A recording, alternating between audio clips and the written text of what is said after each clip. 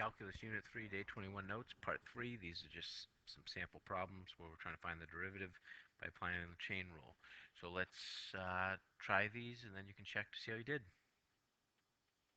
Remember, outer inside rule. So take the derivative of the outside function, leaving the inside alone, and then take and multiply that by the derivative of the inside function. Okay, so the first one, power exponent that's 3 comes out front. So power rule 3 times 3x squared plus 2, that's the inside function, all squared. Again, that completes the power rule, and then multiply by the derivative of the inside, which again is using the power rule again. 3x squared is 6x, and the derivative of 2 is 0, but it'd be plus 0, so it doesn't cancel everything out. And then let's just simplify by taking 3 times 6x, and we get 18x. All right, let's keep going. Okay, so let's just change it from a radical to 2x plus 5 all to the 1/2 power, and now use the chain rule. Okay, this one, we have rational exponent, so we get 1/2 times the inside to the negative 1/2 times the derivative of the inside, so that's times 2.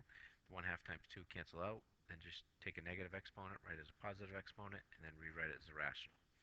All right, let's go on to number 3. Okay, so the first step is just rewriting it with a rational exponent, x plus 2 to the 2/3.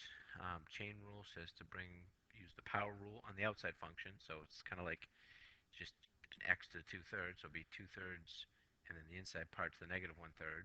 Leave the inside the same as x plus 2. Take the derivative of the inside, which is just 1, and then the rest of it is just simplifying it, put a negative exponent in the denominator, make it positive, and then just rewriting it as one fraction, and then writing it back in radical form. Okay, let's try the last one. So here I just rewrote it, getting rid of the radical and write it with a rational exponent. Now let's use chain rule. So 5 times 1/3 is 5/3. Leave the inside the same. Subtract 1 from the exponent, and then multiply by the derivative of what was inside. Now I'm going to simplify it. It's going to take me a couple steps, so why don't you try that as well, and then we'll see where we end up. And here's our final answer. F prime of x equals 10x plus 10 all over 3 times the cube root of x squared plus 2x quantity squared. Okay, so these 4 are all using chain rule. Actually, I lied. There's 2 more on that page that we'll do right now. Okay, and the last 2 will have trigs in them, trig functions. So we're using the chain rule. Let's try those now. All right, first thing to do with this one is to rewrite as cosine of 3x all squared. So your outside function is like x squared, and then your inside function is cosine of 3x. So let's use the chain. And now when we take the derivative, using the chain rule, we take the derivative of the outside function to bring the 2 out front, 2 cosine 3x, all to the first. And now, as I said, we have to do the derivative of the inside function, but we have to use the chain rule again. So that derivative is negative sine 3x, but now it was almost like if we were taking the derivative of cosine x, the derivative would be negative sine x, but now I have a 3x there, so I have to take the derivative of that, and that ends up being 3.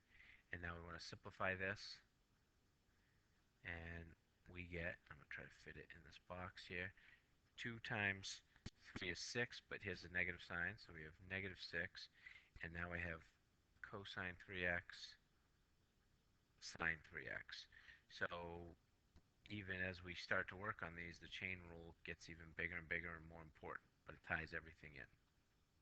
So now let's do the last one on this page. All right, so let's first rewrite it. So it's sine of an angle, which in this case is 2x plus 1, all raised to the second power. So now let's use the chain rule to take the derivative.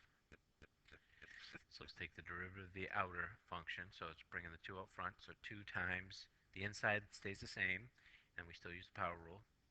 So that's to the first. And now we have to take the derivative of the inside function, which derivative of sine is cosine. So we're going to get cosine of 2x plus 1. But I'm not done. I now need to take the derivative of what that angle is, which is derivative of 2x plus 1 is 2. And now let's simplify. So h prime of x equals, we have a 2 times a 2, which will give us 4 sine of 2x plus 1 times cosine 2x plus 1. Okay, and that's our derivative using the chain rule. Okay, that'll be it for that part. Let's go on to the next part.